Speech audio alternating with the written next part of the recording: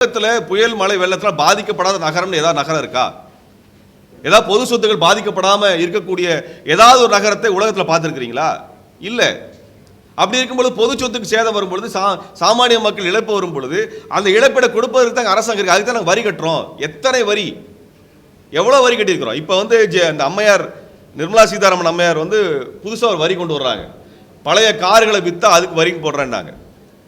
அதான் அவர் பிரசாந்த் பூஷன் ஒன்று சொல்லியிருக்கிறார்.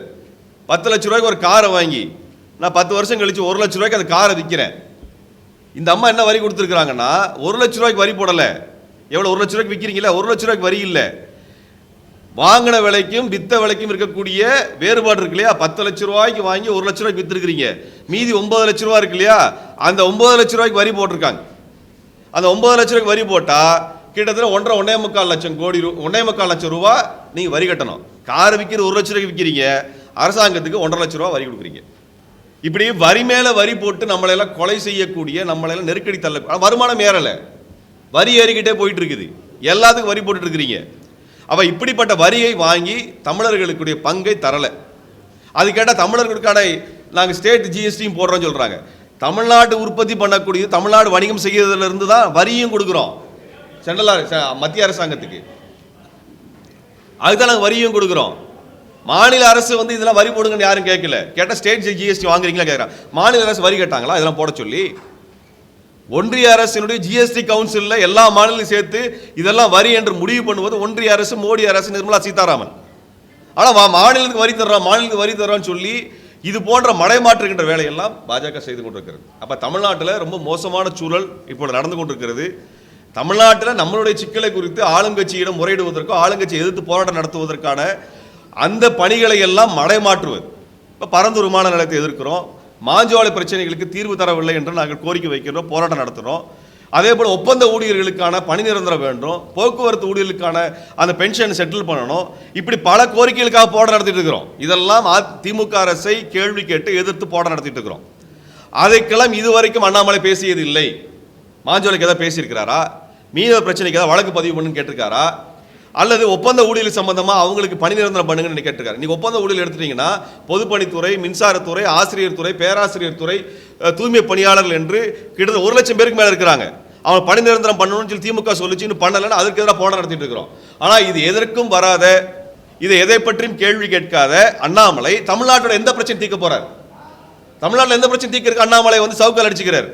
உண்மையாக சொல்ல போனால் நாங்கள் தான் சவுக்கால் அடிக்கணும். அண்ணாமலையை பண்ற வேலைக்கு எங்களுக்கு தர வேண்டிய பணத்தை மோடி அரசிடமிருந்து வாங்கி தராததுக்கு தமிழ்நாட்டு மக்கள் தான் அண்ணாமலை சவுக்கால் அடிச்சிருக்கணும். நீங்க தான் ஏன் தமிழ்நாட்டுக்கு பிரதிநிதி? நீங்க தானே மோடி சர்க்காருக்கு பிரதிநிதி. மோடி சர்க்கார் தர வேண்டிய அந்த 1 லட்சம் கோடி ரூபாய் இது பேரிடர் நிதி எங்களுக்கு வரல, எங்களுக்கு வேண்டிய கல்வி நிதி வரல, மருத்துவ கட்டமைப்பு நிதி எல்லாம் வரல. இதுக்கெல்லாம் உண்மையா தமிழ்நாட்டு மக்கள் அண்ணாமலை சவுக்கால் அடிக்கணும்.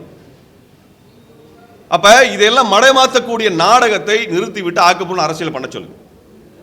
அண்ணல் அம்பேத்கர் அவர்களை இழிவுபடுத்தினார் அமித்ஷா. இன்னைக்கு வரைக்கும் அண்ணாமலை பேசினாரா? வருத்தம் தெரிவிச்சாரா? இன்னைக்கு வரை வருத்தம் தெரிவிச்சாரா? அண்ணல் அம்பேத்கர் யார்? ஆக பெரும் தமிழ் தலைவர், உலகளாவிய அளவில் புகழ்பெற்ற ஒரு சிந்தனையாளர். அவர் உருவாக்கி கொடுத்த அரசியல் சாசனத்தின் அடிப்படையில் இந்தியாவினுடைய அனைத்து கட்டமைப்புகளும் உருவாக்கப்பட்டிருக்கிறது, இயங்குகிறது. அவரை கொச்சைப்படுத்திருக்கிறார் உள்துறை அமைச்சர். அதை பற்றி இன்னைக்கு வருத்தம் தெரிவிச்சாரா பாஜக அண்ணாமலை? அதுக்கு யார் சவுக்கால் அடிக்கிறது சொல்லுங்க? யார் அடிக்கிறது? அண்ணாமலை அடிக்கணும்ல. அப்ப சவுக்கால் அடிக்கணுங்கிற பட்டியல் பெருசா இருக்கு. எங்களுக்கு அடி வாங்குறது பிஜேபி காரங்க தயாரா இருக்கணும். தயாரா இருப்பீங்களா?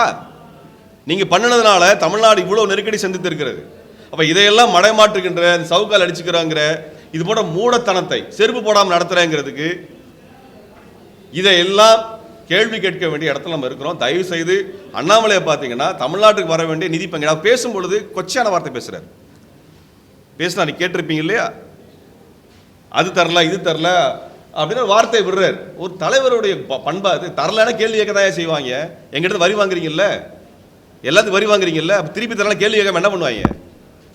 திமுக கேட்குது, அதிமுக கேட்குது, நாங்கள் கேட்குறோம், அதுக்கு பதில் சொல்லுங்க அண்ணாமலையை.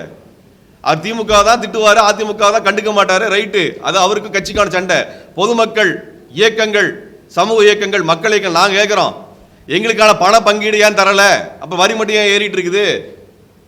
வடக்கு எல்லா திட்டங்களும் வடக்கு கொண்டு போயிட்டு இருக்கீங்கல்ல, எல்லா திட்டங்களும் வடக்குக்காரனுக்கு தான் கொடுத்துட்டு இருக்கிறீங்க, குஜராத்காரன் தான் கொடுத்துட்டு இருக்கிறீங்க. எதுக்கு அயோத்தியிலே தோத்து போடுது பிஜேபி? அங்க இருந்து கோயில் கட்டுறதுல இருந்து எல்லா கான்ட்ராக்ட் குஜராத்காரனுக்கு கொடுத்தேன்னு சொல்லி யூபிக்காரனே அவனுக்கு ஓட்டு போடல. ஏன் யூபிக்காரன் ஓட்டு போடல? இந்த தேர்தல் 2024 தேர்தலில் பாஜக உத்தரப்பிரதேசம் ஏன் தோத்துது? பெரிய அளவுக்கு தோத்ததுக்கான காரணம் என்னன்னால் உத்தரப்பிரதேசத்தில் இருக்கக்கூடிய ப்ராஜெக்ட் அதுவும் குஜராத்காரனுக்கு. இப்போ தமிழ்நாடு இருக்க ப்ராஜெக்ட்லாம் ஹரியானா, மத்திய பிரதேசம், உத்தரப்பிரதேசத்துக்கு நகர்த்துவாங்க. அங்கே இருக்கக்கூடிய ப்ராஜெக்ட்டுக்கெல்லாம் யார் காரணம்? குஜராத்காரனை கொடுத்துருவாங்க. அப்போ இத்தனை சரிவுகளை, இத்தனை நெருக்கடிகளை தமிழ்நாடு சந்தித்துக் கொண்டிருக்கிறது. இதுக்கெல்லாம் அண்ணாமலை பதில் சொல்றேன். நீங்க ஊடக தோழர்கள் தயவு செய்து இதற்கு பதில் சொல்லுங்க. இந்த விஷயங்களை பதில் சொல்லுங்க. இப்ப திமுக அரசு மாஞ்சோலை மக்களுக்கான போதுமான நட்டஈடை வாங்கி தரல. இந்த பிரிட்டானியா நிறுவனத்திலிருந்து வாங்கி தரல. அதை நான் குற்றம் சாட்டுறோம். பிரிட்டானியா நிறுவனம் பிஜேபிக்கு தான் அதிகமான ஃபண்டு கொடுத்துருக்குது. நூஸ்லி வாடியா அங்கே தான் கொடுத்துருக்கிறார். முகமது அலி ஜின்னாவோட பேரன் பிஜேபிக்கு நெருக்கமானவர் தானே, அவர்கிட்ட சொல்லி வாங்கி தரலாம்ல. ஏன் அண்ணாமலை பண்ணல? அதை ஏன் பண்ண மாட்டேங்கிறாரு? அந்த மக்கள் பட்டியல் சமூக மக்கள்ங்கிறதுக்காகவா? நீங்க அண்ணல் அம்பேத்கரையும் இழிவுபடுத்துவீங்க, இங்க போராடுகின்ற மக்களையும் இழிவுபடுத்துவீங்க, எல்லாத்தையும் மடம் மாத்துவீங்க. இப்படின்னு பார்த்துக்கிட்டே எவ்வளவு நாள் தான் இதுல இங்க இருக்கக்கூடிய நம்மளுடைய இயக்குனர்கள், புகழ்பெற்ற இயக்குனர்கள், படைப்பாளிகள் அவங்கள பார்த்து மிரட்டுறது. நீங்க இவரை கைது பண்ணுங்க, இந்த மிரட்டல்கள்லாம் நாங்கள் பயந்துட்டு இருக்க மாட்டோம். அதே மாதிரி நாங்கள் ஆயுதங்களை தூக்க வேணாம், அமைதிப்படுத்திருக்கேங்கிற இந்த மிரட்டல் உருட்டல் வேலையெல்லாம் தமிழ்நாட்டில் வச்சுக்க வேணாம். அண்ணாமலை அரசியல் பேசுங்க, அரசியல் பதில் பேசுகிறோம். ஆனால் அந்த ஆயுதத்தை தூக்குறத தடுத்து வச்சிருக்கேன்லாம் பேச வேணாம். தமிழனுக்கு வேற வரலாறுலாம் இருக்குது. அதுக்கெல்லாம் பயந்து நாங்கள் எல்லாம் இங்கே உட்காரல. அதனால் இந்த மிரட்டுறது ஒரு பெரிய ஒரு ரவுடி மாதிரி நடந்துக்கிறது, இதை அரசியலில் வைக்காதீங்க. ஆக்கப்பூர்வமான அரசியலை செஞ்சால் எல்லாரும் வரவேற்போம். அப்படின்னா இது வரைக்கும் அவர் செய்யலை. இதையெல்லாம் கண்டிக்க வேண்டிய இடத்துல இருக்கிறதுனால நாங்கள் இன்றைக்கு இந்த பத்திரிகையாளர் சந்திப்பை வைத்து சொல்லுகின்றோம். இதற்கு மேலே அண்ணாமலை, அர்ஜுன் சம்பத் போன்றவர்கள் வன்முறையைத்தான் தங்களது அரசியலாக முன்வைப்பார்கள் என்றால் அதற்கு எதிராக அனைத்து ஜனநாயக அமைப்பில் ஒன்று திரட்டி நாங்கள் இவர்களை தனிமைப்படுத்தி, அந்நியப்படுத்தி வெளியேற்ற வேண்டிய அரசியலுக்கு நாங்கள் செல்ல வேண்டியிருக்கோம். பாதகம் செய்பவரை கண்டால் நாம் பயங்கொள்ளலாகாது பாப்பா, மோதி மிதித்து விடு பாப்பா, அவர் முகத்தில் உமிழ்ந்து விடு பாப்பா. அண்மை செய்திகளை உடனுக்குடன் தெரிந்து கொள்ள இணைந்திருங்கள் இயம்நாடு தொலைக்காட்சியுடன்.